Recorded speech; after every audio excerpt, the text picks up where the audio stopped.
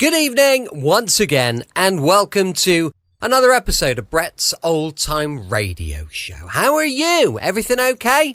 Well, look, thanks for joining me once again for our regular late night visit to those dusty studio archives of old time radio shows right here at my home in the southwest of the United Kingdom. How you doing? You okay? I'm Brett.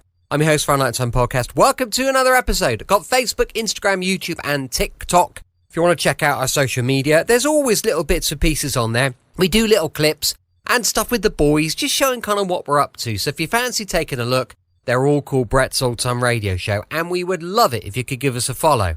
Don't forget, we've got our latest book for sale on Amazon. All you need to do is search Danger in the Spanish Sun, and you will find it with bells on. And yeah, it'd be great if you grabbed a copy. I'd really appreciate that. And a positive review would be, oh wow, wonderful.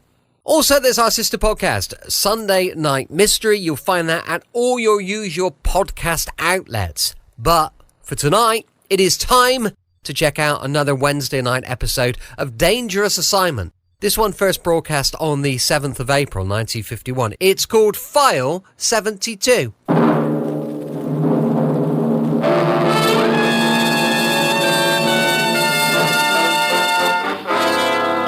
Dangerous Assignment, starring Brian Donlevy as Steve Mitchell.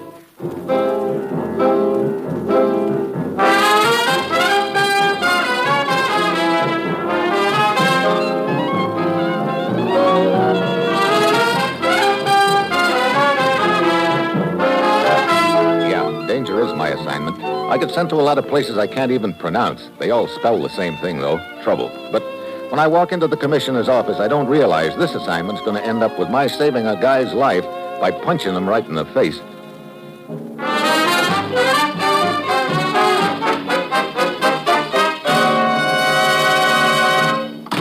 Morning, Commissioner. Ruth said you wanted to see me. I do, Steve. What's the deal this time? The Ketnick talks. He does? No, it is. Hey, what is this, a vaudeville routine? Yeah, you're on first. How am I doing? Well, Look, you better start from the beginning, huh? Steve, tomorrow representatives of two Balkan countries are to meet in the border town of Ketnick. Huh? And don't start that again. To engage in some informal but highly important talks. To see if they can't iron out some of the difficulties that exist between them. Sounds like a good idea, Commissioner. Maybe more countries should do a thing like that, huh? Ordinarily, it would be a good idea, Steve. But there are two factors present in the situation that give the whole thing a slight aroma. What do you mean? In the first place, one of these countries, let's call it Country A, is controlled by interests which have a long-standing reputation for not wanting to smooth things out. I see. Not only that, according to our information, they have their eyes on Country B and would like some excuse to move in. Well, granted that these Ketnick peace talks don't smell so sweet under those circumstances, what business is this of ours? Ordinarily, it wouldn't be. But General Traska, the representative from Country A, has contacted us undercover and wants to talk to one of our agents. You've been elected. What does he want to talk about? We don't know, except that whatever it is, he insists on complete secrecy. I don't like it, Commissioner. It could be some sort of a trick. I don't like it either, Steve, but we've got to go along with it and find out what General Traska has on his mind. Why? Because he's offering us bait we can't refuse, the return of File 72 with the seal unbroken. What? That's right. As you know, File 72 is a plan of our troop dispositions in Europe. It was stolen from this country 2 weeks ago. But how did General Traska get his hands on it? Who knows? And at this point, who cares? It's vital that we get that file back, Steve. Okay, how do I go about it? Well, here's the schedule. General Traska is flying his own plane across the border to Ketnick sometime tomorrow night. The next day, he's holding a press conference. You're going to attend the General's press conference, posing as a foreign correspondent. When you ask the General a certain question, that will identify you to him. Sounds like quite a lot of hocus-pocus. The General insists on absolute secrecy.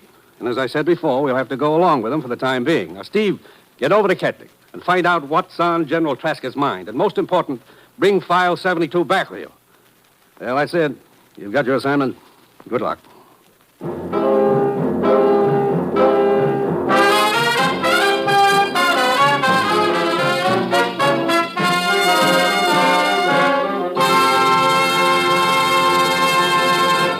The National Broadcasting Company is presenting transcribed Dangerous Assignment, starring Brian Donlevy in the role of Steve Mitchell, colorful, two-fisted government agent.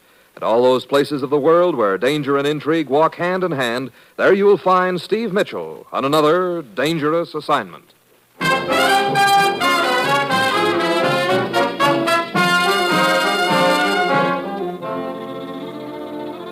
Sure, I've got my assignment. just a simple matter of dropping in on a trouble spot in the Balkans and arranging a secret talk with an unfriendly general right under the noses of several assorted diplomats, cops, and correspondents. A real cinch. It's Tuesday when my plane gets to Ketnik, and I head for Joseph's tobacco shop. Good morning, sir. Morning. You, Joseph? Yes. You would perhaps like to look at some of my choice pipe tobacco? Yes, I would. If you've got any set aside for Steve Mitchell. Steve Mitchell.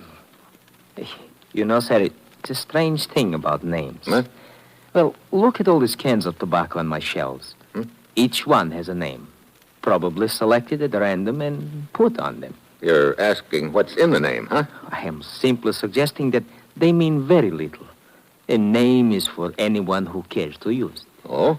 Well, these credentials aren't. I see. You understand, of course, that a man in my position cannot afford to take chances. Yeah. Okay. What's the deal, Joseph? General Tresca will hold the press conference in his hotel room in 1 hour. He will be smoking a pipe. At the end of the conference, you will ask him what kind of tobacco he's smoking. Tobacco? Yes, you will add that it smells good. He will reply that it is his own private mixture and that he will give you a sample. Okay, I've got it. Then he will arrange a private interview with you. If you wish to transmit a report of that interview to your commissioner, bring it to me and I will take care of it for you. Okay. Thanks, Joseph. I'll check with you later.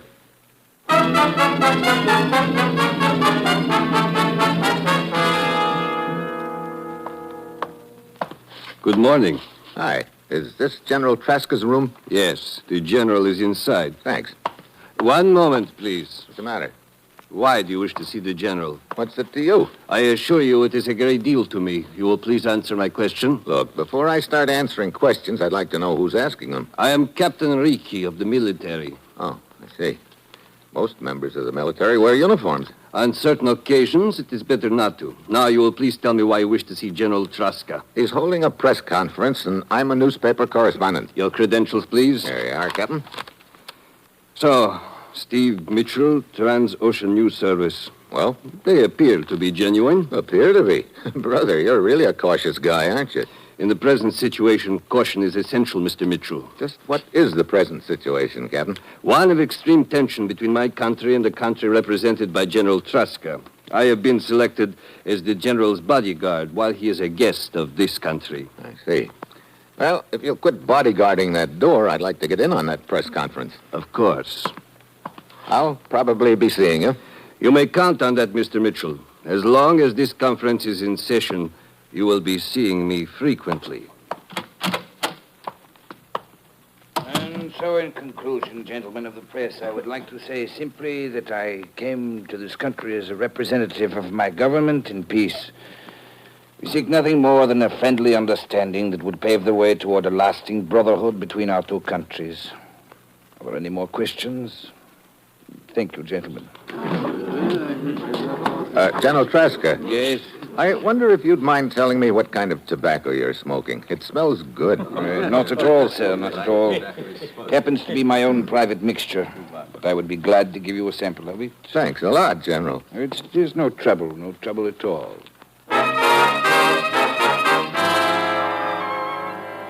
General Tresca ushers the other correspondents out the door. I start to hang back, but he gives me a slight shake of the head.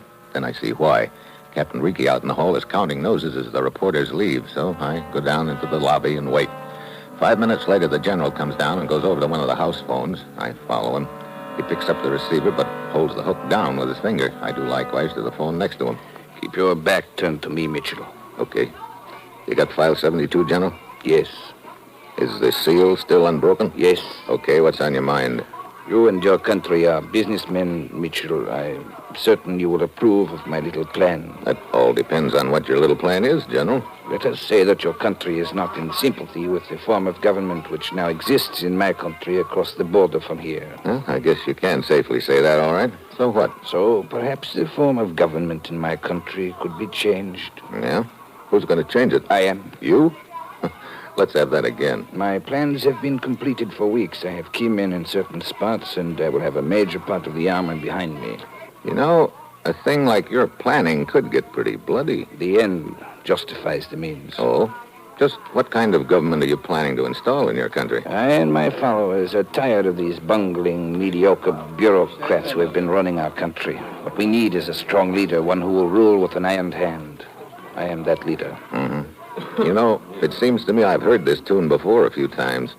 You think your brand of government would give your citizens any more liberty than what they've got now? I am not here to discuss philosophies of government with you, but to make to you a business proposition. The return of File 72 in return for our support, huh? Precisely. Look, General, you ought to know my government better than that. You ought to know they don't go in for supporting... Mitchell, may I remind you once more that this is a business transaction? There is little room in the world of today for ethics. One must be practical.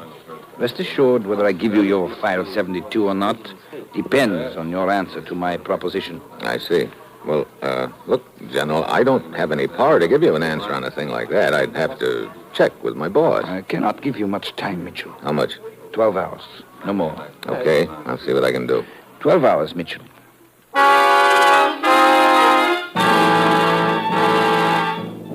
Traska hangs up his phone and heads back upstairs. I know I've got to get word to the commissioner, so I go back to Joseph's tobacco shop.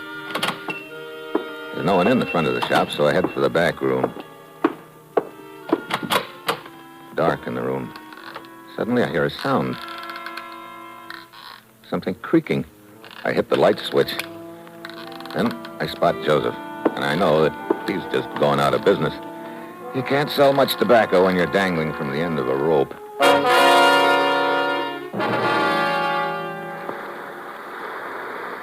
I didn't figure you'd be calling me direct, Steve. Is anything wrong? Yeah. The man who was going to carry the message suddenly went out of business. I see. Did you contact the party? Yeah. Let's put it this way. He wants to take over the corporation he works for, and he wants our help. I understand. You know, of course, that it's against the policy and ethics of our corporation to support a transaction like that. That's what I told him. But unless we do, he says he won't turn over that little item to us. I told him I'd transmit his proposition to you. I already knew what the answer would be, but I had to stall for time. Yeah, well, this is bad, Steve. You got the pressure on us. Yeah, if I could only... Hey, wait a minute. You know, Commissioner, pressure can sometimes be reversed. What do you mean? Well, it just occurred to me the officials of the corporation he works for wouldn't like his plan much if they were to find out about him. I might use that as a sort of a lever on him. That's a good hunch. Go to work on it. Hello? Hello? Hello?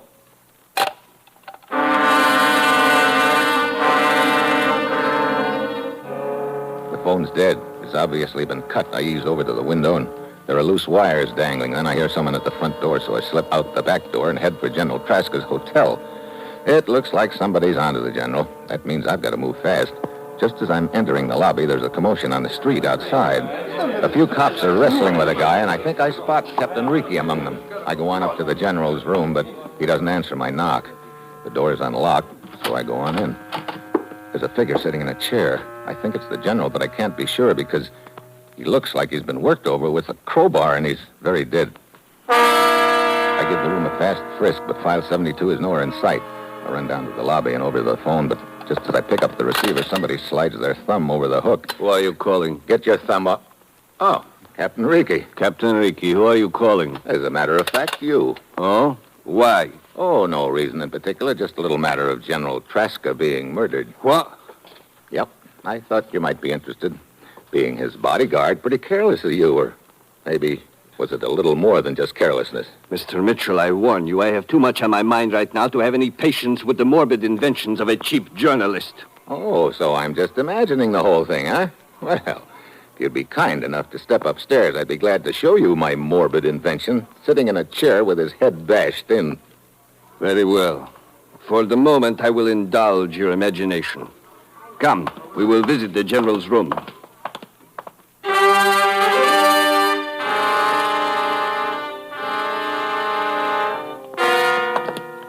Here we are. Yep, here we are, Ricky. Now we'll see whether I'm imagining things or not. There he is, sitting right... Hey, he's gone. But of course. What do you mean, but of course? I tell you, I saw him sitting in that chair dead not 5 minutes ago. I think you have carried your little game far enough, Look, Mitchell. it's no game, I tell you. And now I tell you, 15 minutes ago, General Traska left this hotel, and he was very much alive. What? I personally saw him into his car and sent 2 of my men with him. Now, So look. obviously he could not have been murdered in this room when he is alive somewhere else. Just a minute. In other words, Mitchell, this entire thing was only a figment of your imagination.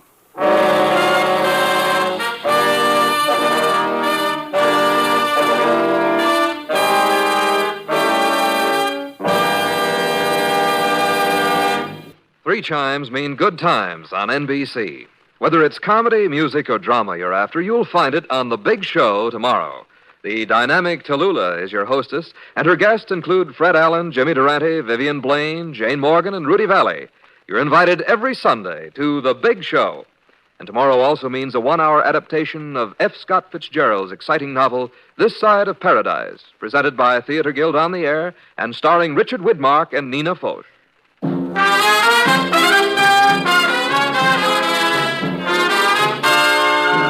You're listening to Dangerous Assignment, starring Brian Donlevy as Steve Mitchell.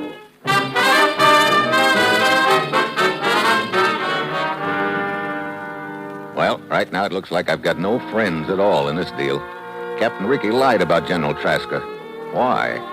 Maybe the boys in Traska's country found out the general was trying to double-cross him and killed him. Ricky could be in league with them, and he might even be the boy who knocked off Traska. At any rate, I know I can't tell Ricky who I am and why I'm here now. I'll go down to the lobby and check with the desk clerk. He says he saw General Traska leave the hotel 20 minutes ago. So he's lying, too. Great. I head for the bar to think things over, and then I hear a little gent telling the bartender about a big street fiesta going on down the block, and about the general making a speech there. I collar the guy, and he swears he really saw General Traska there just 5 minutes ago. So I go down the street. It's a big deal with music and dancing, general whoop-de-doo. I stop a couple of dancers and ask them if the general was really there. Yeah, the general, he made a big speech to us. He left just a minute ago. Yeah, we all saw him. Yeah, thanks a lot. Mr. Mitchell, Huh? Who are you? I am Anton, the porter at the hotel. I have information for you. What about? General Traska. Look, if you're going to tell me you saw General Traska a few minutes ago, save it. But Either this whole town is against me, or else I really did imagine things. And at this point, I'm beginning to wonder. I assure you, Mr. Mitchell, you are not imagining things. What? I did see General Traska leave the hotel, but he was being carried out by the police, and he was quite dead. Well, so I have got one friend after all. Or have I? What do you mean? Why are you telling me this, Anton? Well, you see, sir, a porter at the hotel makes very little money, and... I get it. Okay, you just got yourself a $10 raise. Here. Thank you, Mr. Mitchell. Well, what else can you tell me? Only that shortly before they took the general's body from the hotel, they arrested the man and took him to jail. Yeah, I remember now. As I entered the hotel, I saw Ricky's boys wrestling with a guy out front. Okay, thanks, Anton. I'll see what I can find out at that jail.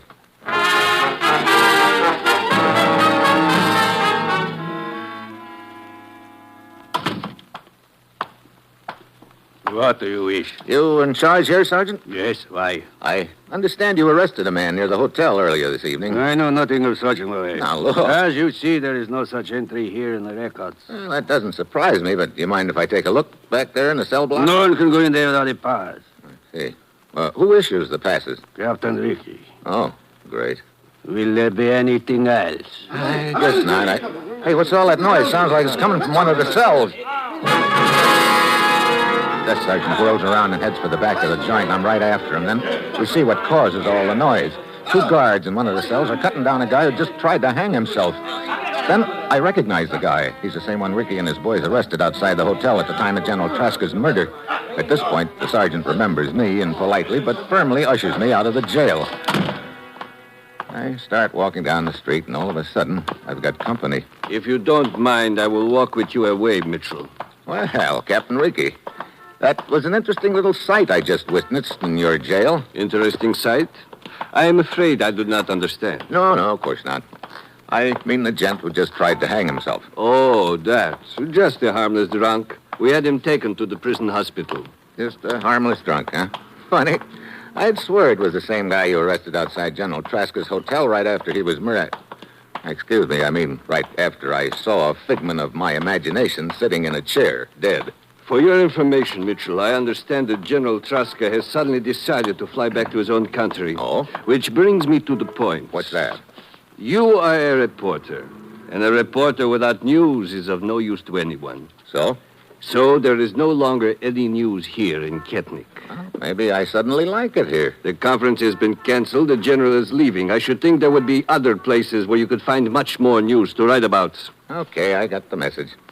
And if I don't get out of town? It would be unfortunate if you had to write a story about an accident, Mitchell. My own, of course. The next train leaves in 1 hour, Mitchell. I sincerely hope I will not see you here in Ketnik after that.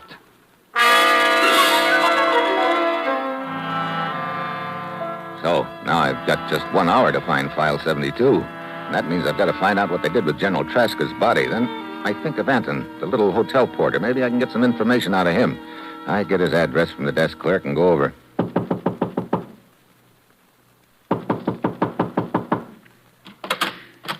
Yes, what... Mr. Mitchell, what are you doing here at this hour? I want to talk to you, Anton. But this is late. Look, are you still interested in increasing your salary? But of course. Here's another 10. What do you wish to know? You say you saw the police take General Traska's body out of the hotel. Yes, also his clothing and briefcase. Do you have any idea where they took him? Why, no, none at all. Anton, you must help me. Petrovich, you fool. Hey, this is the guy who tried to hang himself in jail. Petrovich, I could kill you for your stupidity. You must protect me, Anton. I pretended to attempt a suicide knowing it would take me to the hospital. I escaped from there, but now the police are turning the city upside down to find me. Hey, what's this Shut all up, about? Petrovich. This man is a newspaper correspondent. I don't care what he is. You must protect me. It was on your orders I killed the general. Petrovich! You had me brought across the border when we learned that the general was going to betray us. You said you would protect me, but now I see you never intended to. No, Anton. No! And you next, Mitchell. Sorry, Anton. Stay right where you are, Mitchell. Drop that gun. Well, Captain Ricky. I said drop it. Okay. I sort of expected to see you around here along about now. And I am not surprised to see you here. You had Tovich kill General Traska. Now he has outlived his usefulness, so you kill him. Look, that's a pretty neat attempt to cover up, but it won't work, Ricky. Anton there on the floor killed Tovich, and he was about to do likewise to me when I jumped him. It does not matter who killed Tovich. Your plan to create an incident over the killing of the general will not work. I have kept his murder a secret so far, and it will remain a secret. Incident? Look, I don't follow you. It is obvious. Your interests learned that General Traska was trying to betray you. You have also been looking for an excuse to start trouble with my country. Here was a golden opportunity to accomplish both things at once. You had Traska killed here in my country, then sought to make it public, hoping this would create an incident which might provoke war. So that's why you've been keeping the murder a secret. Huh. I guess that's one for the book. You've been thinking I was working with those interests, and I've been thinking the same thing about you. It is more than a thought about you. It is a fact. I think it's about time we laid a few cards on the table, Ricky. Or should I say credentials. Here, take a look. It will do you no good to... Wait. Yeah, that's what I mean. United States government. That's right. When you started lying about Traska's murder, I thought you were working with the killers. That's why I didn't show you those credentials before. I owe you an apology, Mr. Mitchell. That's okay. And I must say you did a good job of briefing your citizens about covering up the killing. I was beginning to think that I really was crazy until I met Anton. Now I see why he wanted me to know Traska really was dead. He figured I was a reporter and would make headlines out of it. I still do not understand your interest in this matter. It's very simple. General Traska had in his possession a document stolen from my country, File 72. I've got to get it back. I guess now that'll be pretty simple. You've probably got Traska's body hidden somewhere. If you'll just take me there, I'll go through his papers and find the thing, and then my job is done. I'm afraid it's not that easy, Mitchell. What do you mean? I told you earlier in the evening that General Traska had suddenly decided to fly back to his own country. Now, don't start that again. Well, Traska is dead. Yes, I know. But we are going to make it look like that murder was an accident and that it took place in Traska's own country. How? At this moment, one of our pilots is taking off in Traska's plane with Traska's body. Just before he crosses the river which marks the border, he will make a low-altitude parachute jump. Traska's plane will crash into some low hills on the other side of the border. But what about that document I'm after? I placed Traska's briefcase in his plane myself. Untouched. I wanted all his papers to be in order. Oh, great. That means... Wait. Maybe I'm in the clear after all. The plane crashes, bursts into flame, and the document is destroyed. No. The pilot will cut the switch before he jumps. We want Traska's body to be in good enough condition so that positive identification can be made. Then I'm heading for the wreckage of that plane. Mitchell, are you crazy? Are you insane? It will mean crossing the border and trying to escape detection by their patrols. Don't worry. I know exactly what it means. Then you must not. I also know I was sent over here to get File 72, and I'm going to get it. But, Mitchell... Where will I find that wreckage? You cannot make it alone. Then I'll find out. Are you determined to go? What do you think? I think I had better go with you. Come.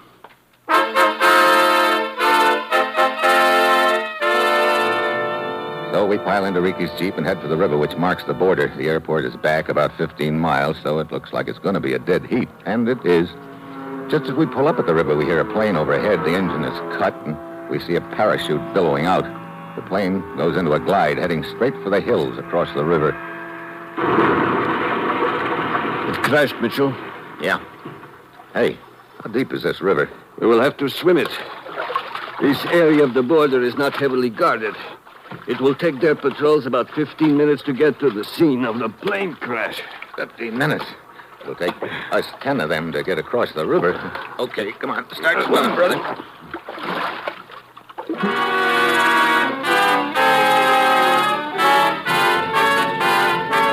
There is the wreckage of the plane on that rise ahead of us, Mitchell. Yeah, no one in sight either. Good. We must work fast.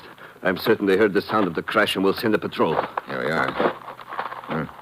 Fuselage is still pretty much in one piece. Here, help me pry this door open. All right. There. There's the general's body, all right. Where'd you put his briefcase? Behind the seat. Okay. Brother, this plane is really torn apart. You got a flashlight, Ricky? Yes. Bring it in here. I can't see a thing. Very well. Watch it. There's a lot of jagged metal around. Yes, I see it. Okay. Flash your light around. Wait a minute. There's the briefcase. Hurry up, Mitchell. Hold the light steady. There. You see it? Not yet, but it's got to be in here with those papers someplace. Wait a minute. There it is. Okay. Now let's get out of here. Mitchell. What is it? I hear voices. What? Wait a minute. I'll take a look out of one of the holes in the side of the plane. Oh, brother. Who is it? 2 soldiers, and they're heading this way. Mitchell, if they discover us here, the whole plan will be ruined. Yeah, we'll also be slightly dead. Let's get out of the plane. Too late. We're too close. They'd see us. But what will we Get do? back towards the tail. That's it. Now, get down. Keep quiet. They'll see us. Quiet. This looks like one of our planes, Dimitri. Shine your light in the window and we will see who... It's General Traska. General Traska? Stay on guard here, Dimitri. I will report this at once. Yes, Lieutenant. Mitchell, we are done for now. We cannot escape with the soldiers standing guard near the plane. Sooner or later, they will discover us. Yeah. Looks like we're cooked unless... Wait a minute. What is it? Oh! Mitchell, you fool! Why did you hit me? Lieutenant! See, he heard us. What is it, Dimitri? Quiet. The General is still alive. What? I just heard him groan. Quick, then. Help me get him out. We must get him to a doctor at once. Yes. There. Now, help me carry him. Hurry. Well, I must admit, you are a resourceful man, Mitchell. Looks like the coast is clear. Okay, we'll slip out the other side of the plane and head back to the river. Mitchell, one thing bothers me. What is it? Why didn't you just groan yourself instead of hitting me? I wanted to make it sound convincing. I am not convinced. Ah, you're a skeptic. One moment. What is it now? Just this. Hey, what's the big... Now I am convinced. I do groan much better than you. All right, come on. Let's get out of here, you...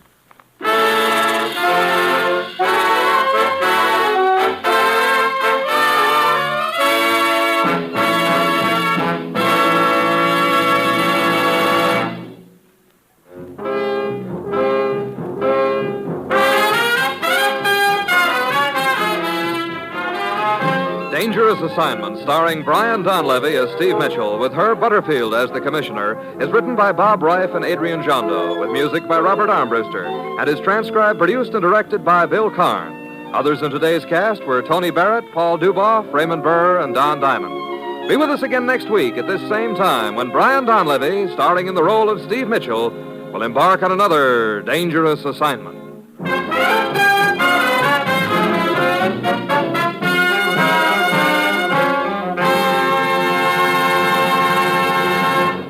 Three chimes mean good times on NBC. Tomorrow there's fun for you with two delightful families, Mr. and Mrs. Blandings and the Phil Harris-Alice Faye Show. Now here's a reminder. Don't forget to support your Red Cross and give as much as you can. When you give to the Red Cross, your gift is a lift to our fighting men. Now hear Herbert Marshall as The Man Called X on NBC.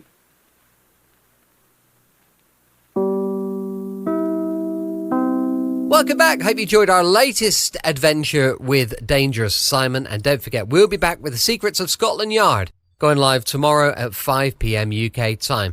As I mentioned earlier, we've got a book for sale on Amazon. It's called Danger in the Spanish Sun. If you could check that out, it would be great. But for now, thanks for listening. I'll be with you 7 days a week, each and every week, and I'll see you tomorrow on Brett's Old Time Radio Show. Love you. Bye.